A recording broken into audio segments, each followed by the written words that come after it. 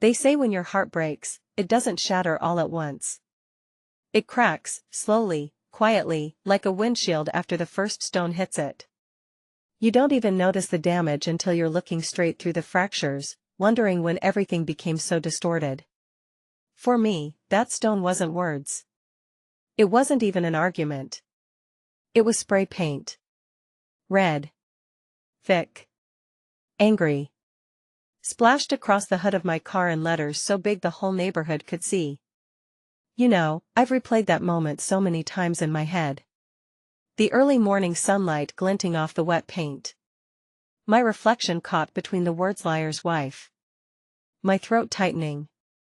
My hands shaking so badly I almost dropped my keys. It wasn't just vandalism, it was humiliation painted for everyone to read. And what hurt most wasn't the damage itself, it was the knowing.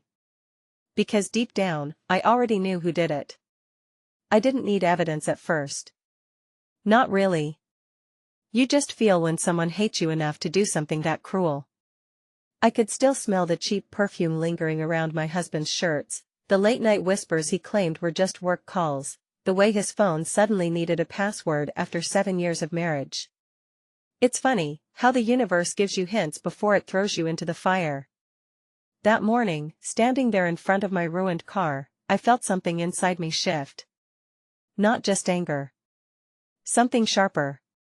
Quieter. Like the calm before a storm. See, I've always been the type to cry in silence, clean up the mess, and move on. But that day was different. That day, I realized something important: silence protects the wrong people. I remember the neighbors peeking through their curtains. I remember my husband pretending to act shocked. Who would do this? As if the guilt wasn't written all over his face. And I remember thinking, you both wanted my attention? Fine. You've got it. Because it wasn't just about the car. It wasn't about the paint or the shame. It was about respect. About reclaiming the part of me that kept forgiving, overlooking, swallowing my pain just to keep the peace. That morning, I promised myself something, that I would find the truth, no matter how ugly it was, and I would make them face what they did. You ever reach a point where heartbreak stops making you weak and starts making you dangerous? That's where I was. Calm. Steady. Done pretending. When you love someone and they betray you, there's a moment your heart stops asking why. It starts planning. So, I wiped my tears. I took a deep breath. And while my husband was busy blaming teenagers, I was already scrolling through camera feeds, the ones I had installed months ago for safety. It wasn't long before I found it. The footage that would change everything. Her. Sneaking up to my driveway. Hood over her head. Can of paint in her hand. She looked around, once, twice, and then started writing. Slowly. Carefully. Like she wanted me to read it. Like she wanted to own the pain she was causing.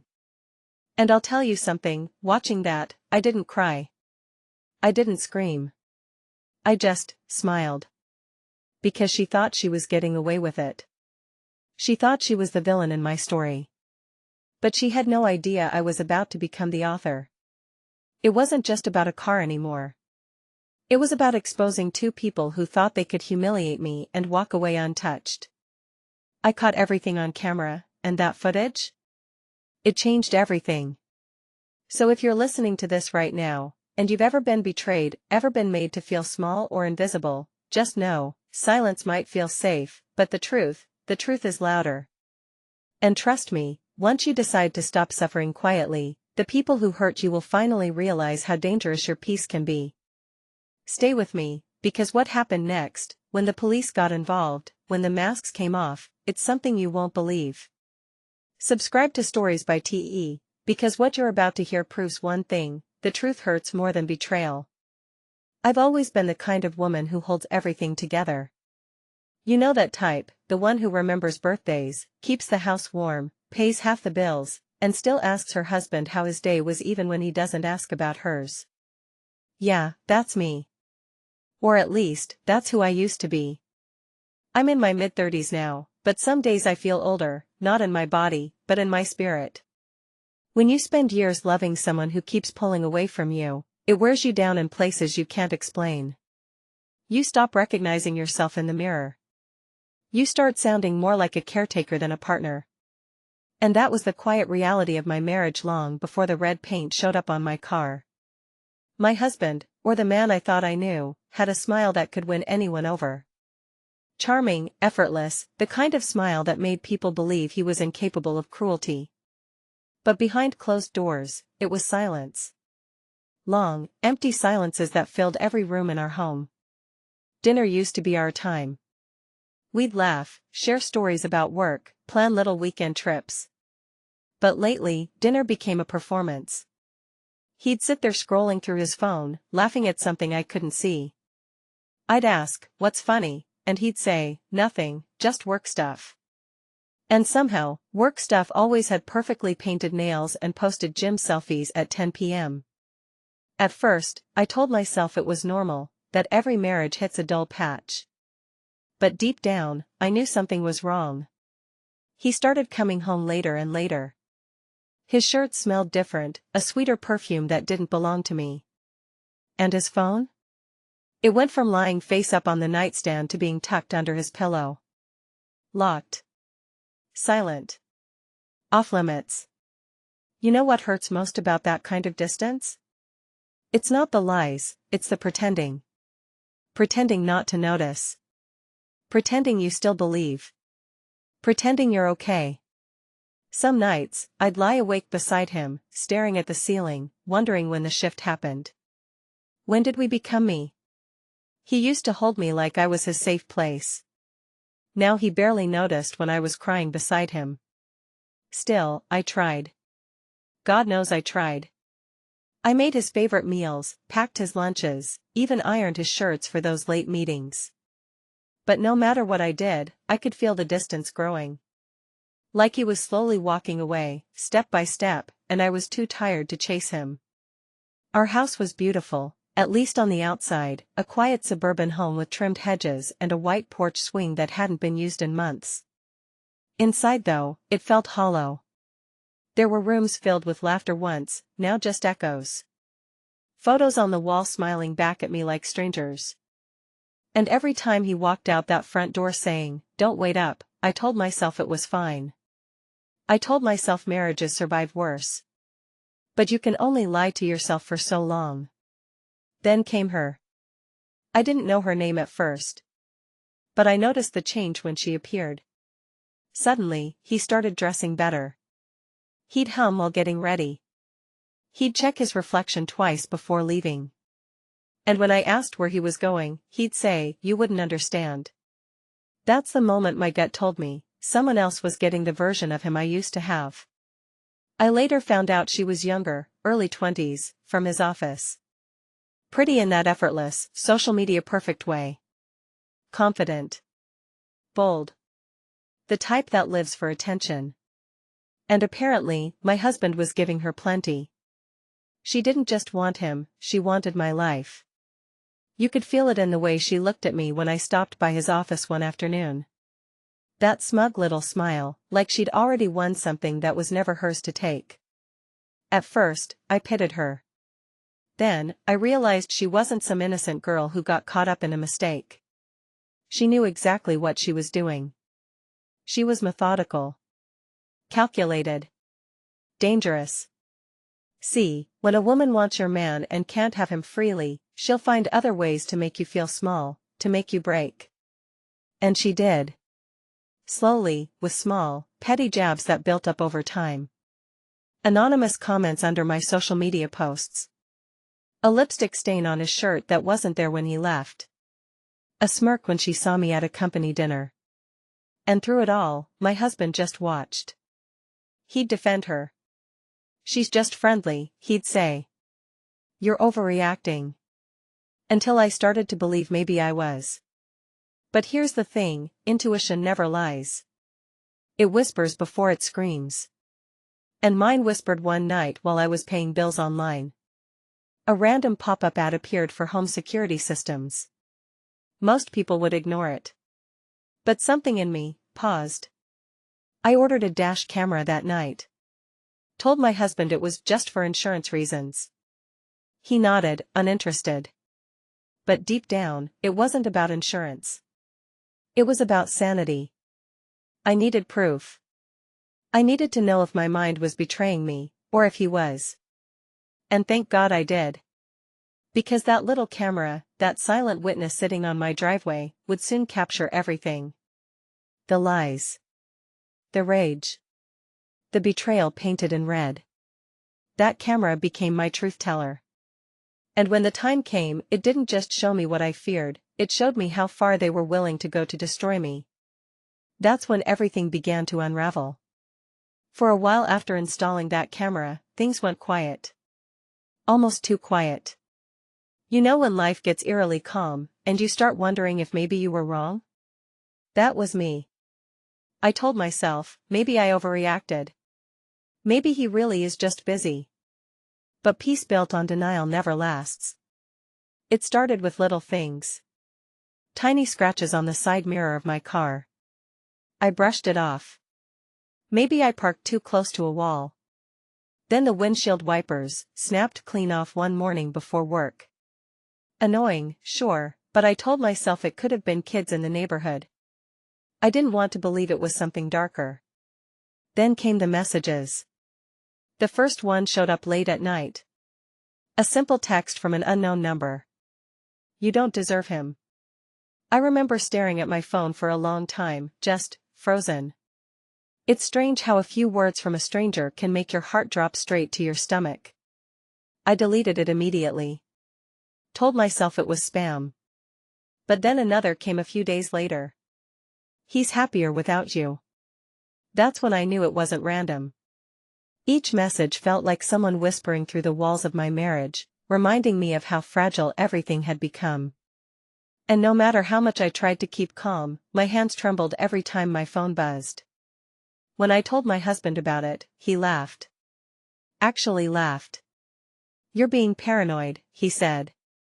You work too much, you're tired. Maybe you just need a break. That's what gaslighting feels like, being handed your own sanity and told you're imagining it. And the worst part? You start to believe them. So, I stopped bringing it up. I went quiet again. But inside, I was alert. Watching. Listening. Waiting. Until one morning, everything exploded. It was a Sunday. The kind of morning that should have been peaceful, sunlight slipping through the curtains, coffee brewing, birds outside the window. But peace wasn't meant for me that day. When I stepped outside, still in my robe, cup of coffee in hand, I froze. My car. My car was completely covered in red paint. It dripped down the sides, thick and sticky, with words scrawled across the hood, words so vulgar, I couldn't even repeat them out loud. My heart stopped. I could hear the blood rushing in my ears. Neighbors peeked out from their windows. I saw curtains flutter, heard whispers. And there I was, barefoot, trembling, staring at the mess that used to be my car. The shame hit before the anger did. That kind of humiliation cuts deeper than any betrayal. It's not just your car being violated, it's your dignity. Your privacy. I could barely breathe as I walked closer. Every step felt heavier than the last. Then, something caught my eye. Lying on the ground near the front tire, a silver bracelet. At first, I didn't recognize it. But when I picked it up, my heart dropped. I'd seen it before. Months ago. Around the wrist of that woman, the one from his office. The one who smiled too long, touched his arm too often, and laughed at jokes that weren't funny. She used to wear it all the time, a thin silver chain with a small heart charm. And now it was sitting right there, at the crime scene. My hand started shaking so hard, I almost dropped it. Because in that moment, everything I'd doubted became undeniable. The texts. The perfume. The late nights. It all made sense now. This wasn't just jealousy. It wasn't paranoia. It was a warning. A message from the woman my husband chose over me. I could practically hear her voice in those painted words, "I can touch what's yours. I can destroy what you built." My husband came out moments later, pretending to be shocked, wide eyes, fake concern, that rehearsed tone that made my skin crawl. "What the hell happened here?" he asked, looking around like he wasn't already guilty by association. I didn't answer. I just stood there, holding that bracelet, watching the realization flicker, just for a second, across his face before he covered it up with another lie. He tried to play the good guy, comforting me, calling the police, blaming random kids or jealous coworkers. But his eyes couldn't hide the truth. And right then, standing in front of that vandalized car, I made a silent promise. I wouldn't scream. I wouldn't fight. I'd watch. I'd wait. And when the moment came, I'd make sure both of them paid for this humiliation, not with words, but with evidence. Because I already had what they didn't know about. That little dash camera, quietly recording from the corner of my driveway.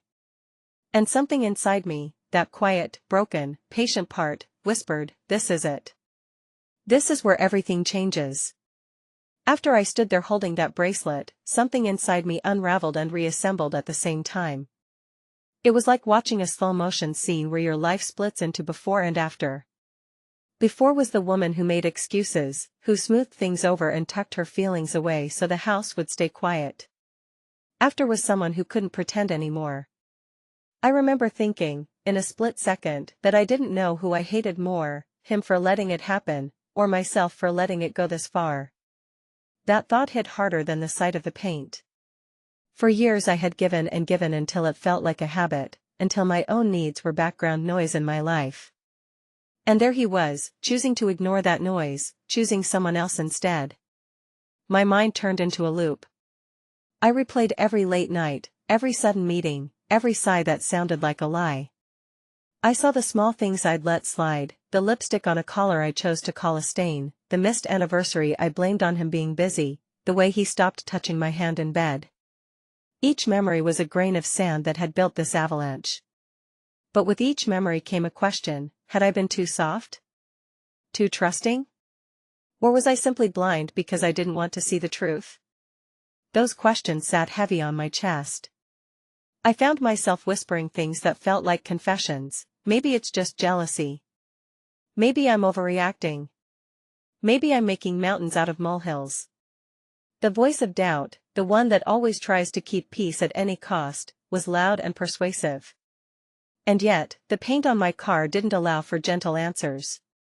That was not an accident or a misunderstanding. That was deliberate. That was personal. It was not just about love anymore. It felt like war. My emotions were messy and raw. Some part of me wanted to shout, to crash into the house and scream everything I felt until my throat was hoarse. Another part wanted to shrink and vanish, to avoid the scene, to save myself further shame.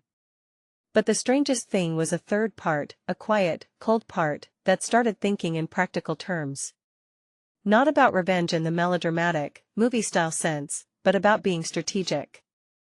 About collecting facts. About making sure whatever I did next was anchored to truth, not to a burst of fury I might regret. So I began to plan. Not loudly. Not dramatic. Quiet, methodical plans that felt almost sane compared to the hurricane in my chest. I went back to the dash camera like it was a talisman. I checked its angle again and again, making sure the frame covered the driveway and part of the sidewalk. I sat in my kitchen some nights with the lights off and watched the recordings, rewinding, pausing, zooming. I made notes, times, dates, little inconsistencies in the stories he had told me. I started to track patterns: when he left, where he claimed to be, how long he actually stayed. I wrote them down in a notebook I kept hidden in my underwear drawer, simple lists, timestamps, the kind of boring details that would feel powerful later. I also noticed changes in him that I hadn't let myself face before. He started keeping his car further down the street after certain nights. He took longer showers when he came home late. He mastered a look of guiltless concern that I used to find reassuring until I stopped to really look at it. Every action was a test, and I watched, not out of spite but out of survival. I tested his stories with the little evidence I had. When he said he was at the office until 10, I checked the building logs. When he said he'd been at a client dinner, I checked his calendar and matched it with the camera timestamps. Small things that added up into a map of truth.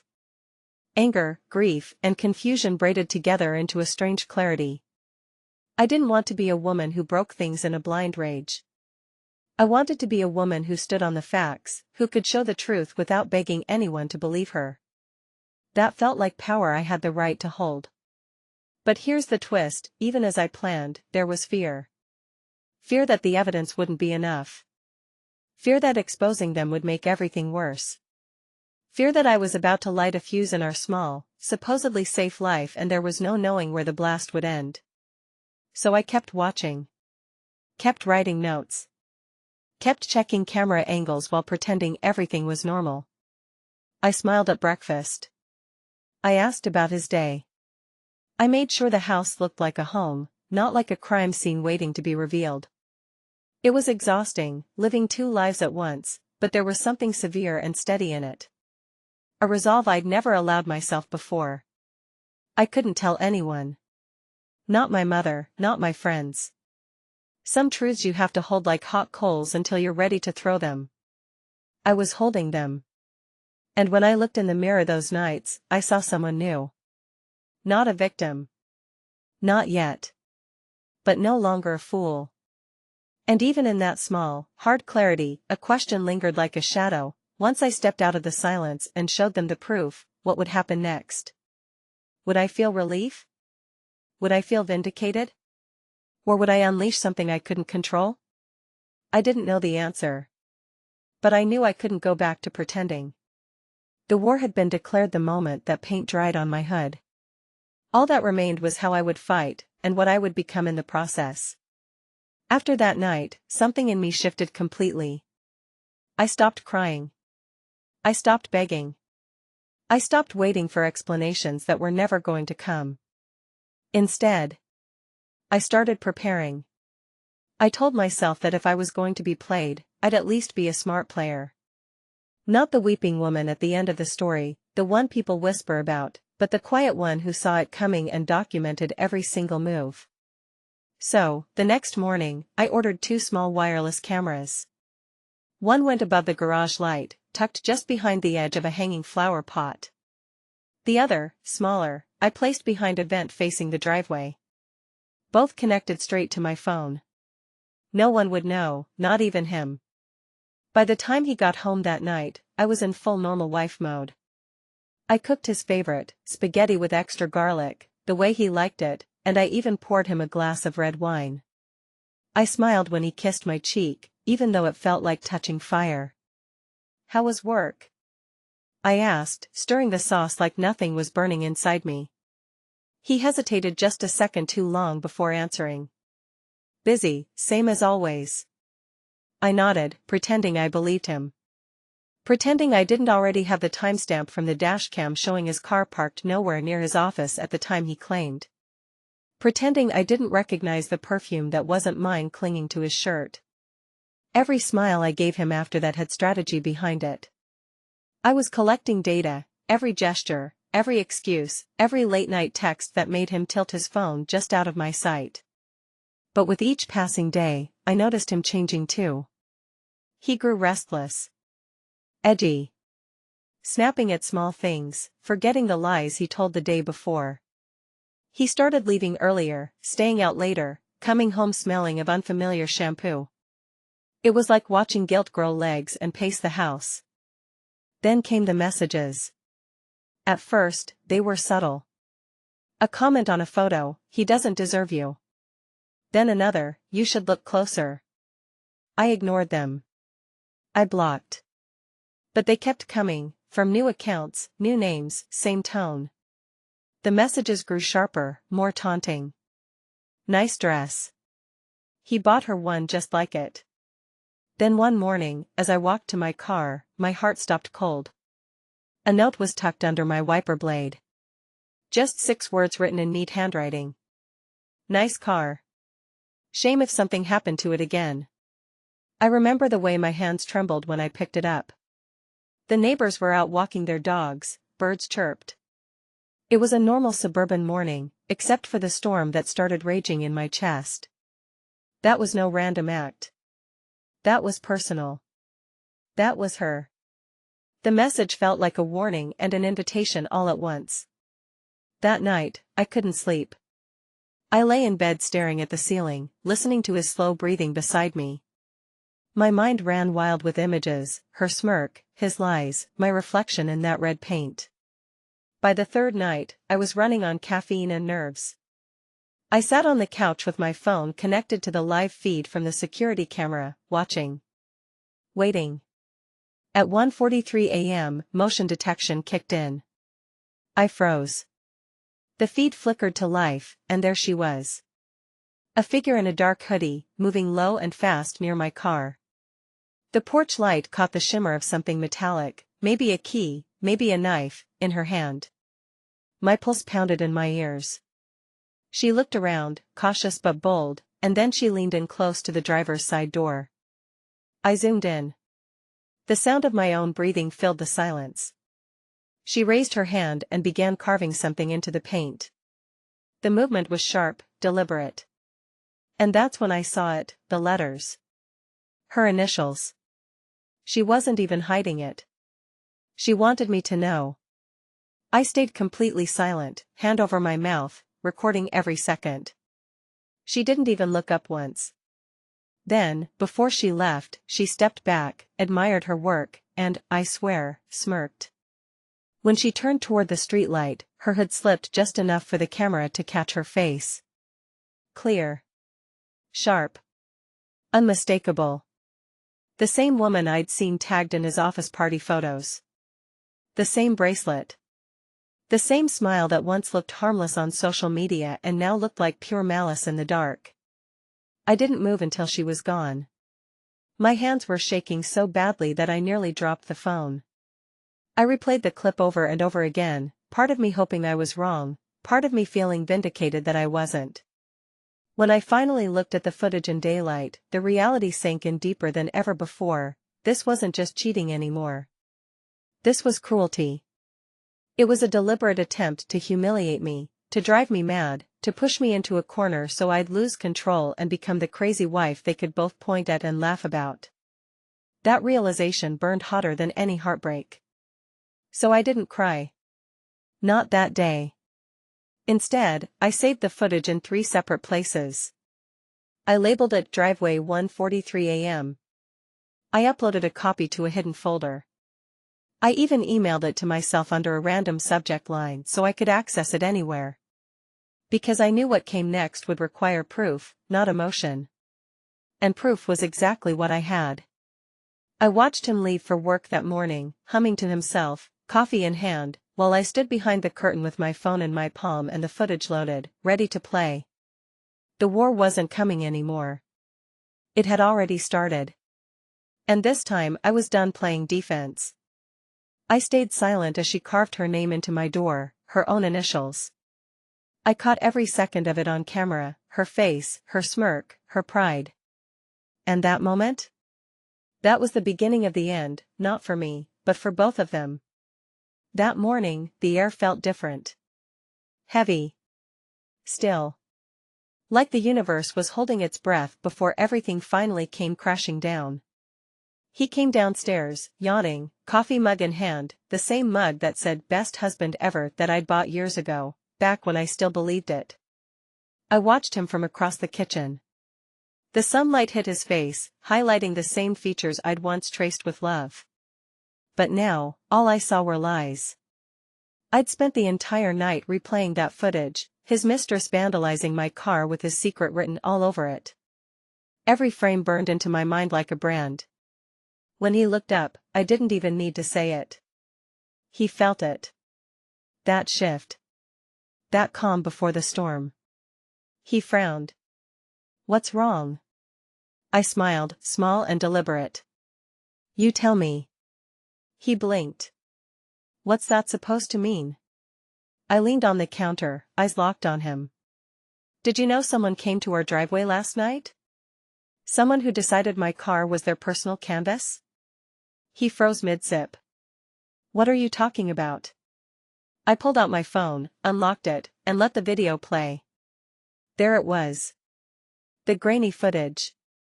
Her face. Her initials carved into my car door under the moonlight.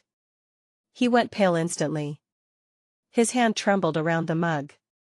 I can explain. Explain? I cut him off, voice trembling but firm. You don't get to explain vandalism, Ethan. Or lies. Or how your mistress thinks she can destroy what's mine. He started pacing, hands on his head. You don't understand. She's obsessed, she won't stop calling me, showing up, threatening. Threatening who? I snapped. Me? My peace? My life?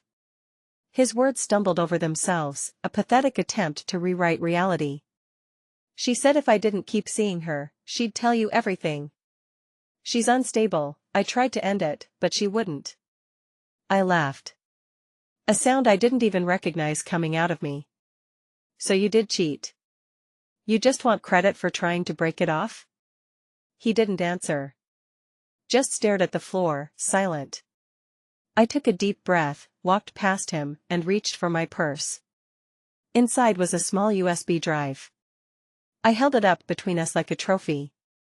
This isn't just a marriage issue anymore, I said quietly. It's a crime.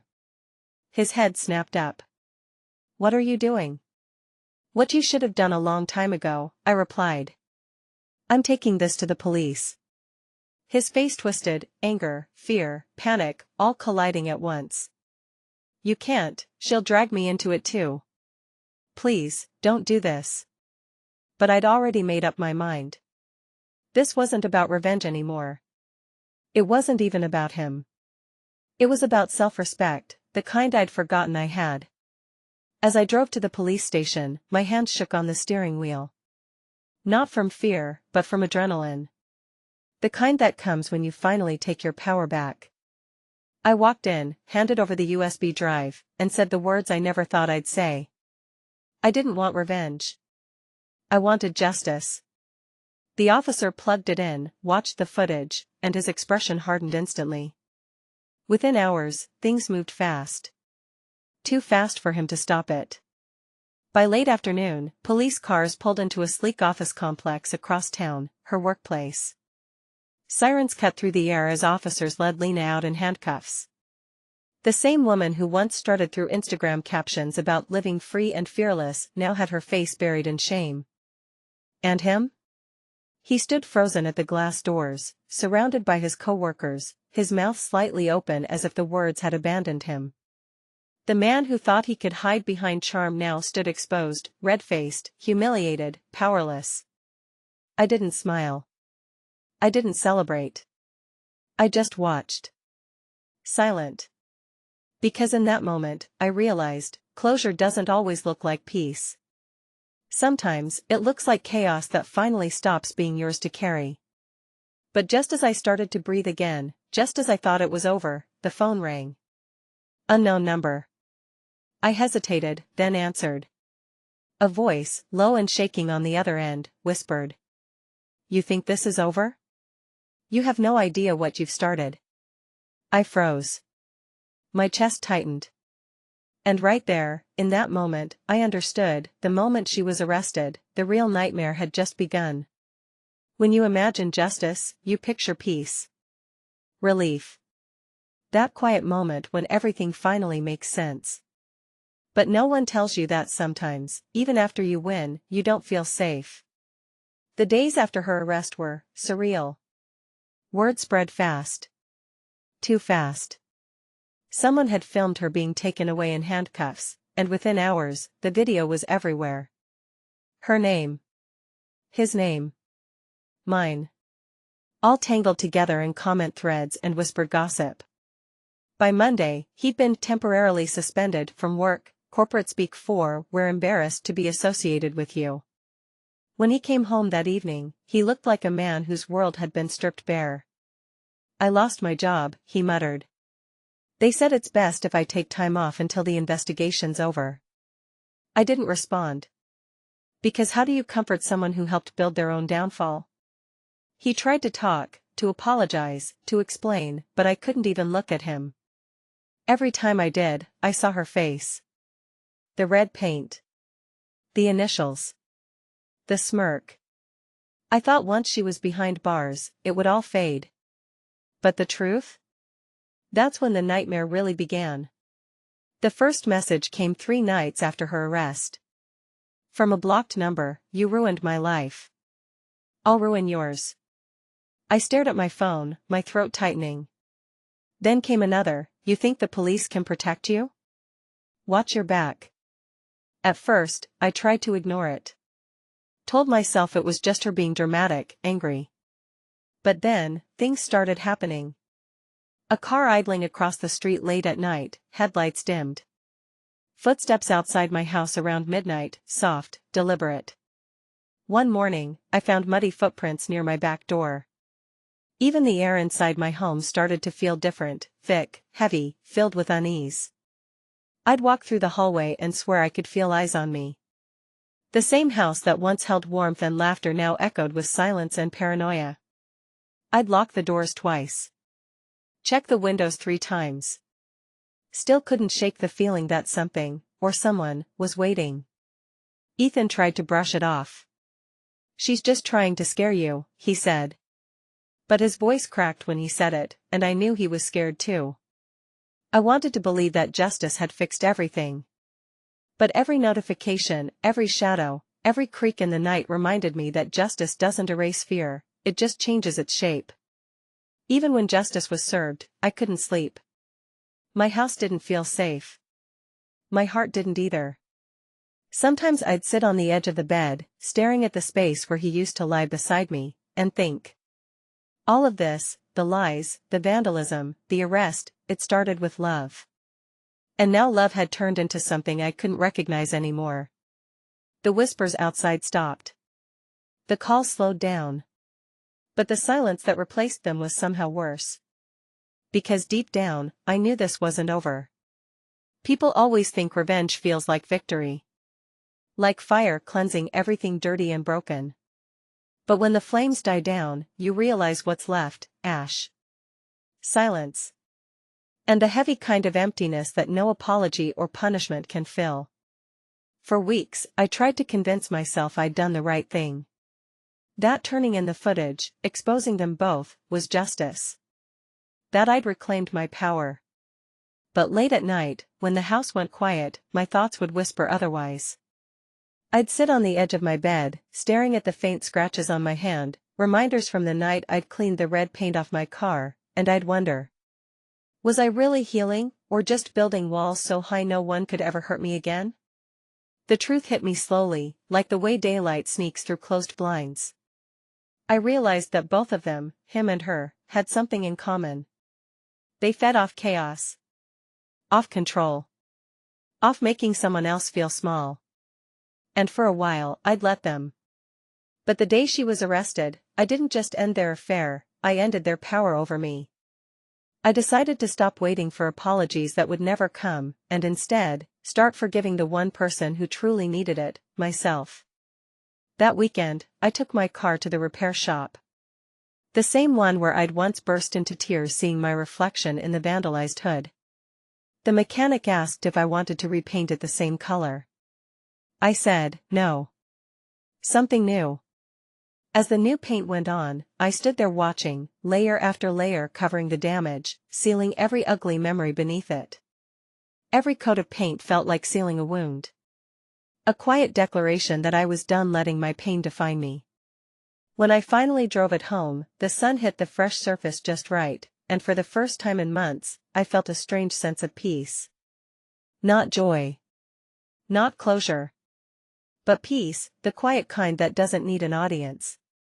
I still got the occasional message from unknown numbers, threats, apologies, who knows. I stopped reading them.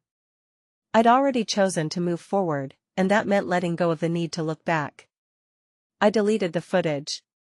Not because I was weak. But because I was free. And as I watched the video disappear from my phone, I whispered to myself, I thought catching them would make me feel powerful, but all I felt was empty. Now I understand. Power isn't in exposing others. It's in choosing yourself. That was the night I finally slept without checking the locks twice. The night I realized I didn't just survive betrayal, I outgrew it. They say betrayal changes you. Maybe that's true, but it also reveals you. It shows who you become when your heart is torn between justice and peace. So, let me ask you. If you were in my shoes, betrayed, humiliated, and holding the proof in your hands, what would you have done? Would you have turned it all in, watched the fallout, and let justice take its course? Or would you have walked away quietly, protecting your peace, even if it meant letting them get away with it? There's no easy answer. Because sometimes, doing what's right doesn't always feel good. And healing doesn't always come wrapped in revenge, sometimes, it comes in silence, in the choice to move on. Tell me in the comments, have you ever been betrayed and decided to take justice into your own hands? Or did you just walk away? I read every story, every confession. Because here, in this space, your pain, your truth, and your lessons matter.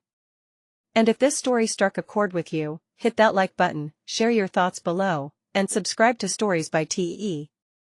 Where every truth has two sides, and every secret has a consequence.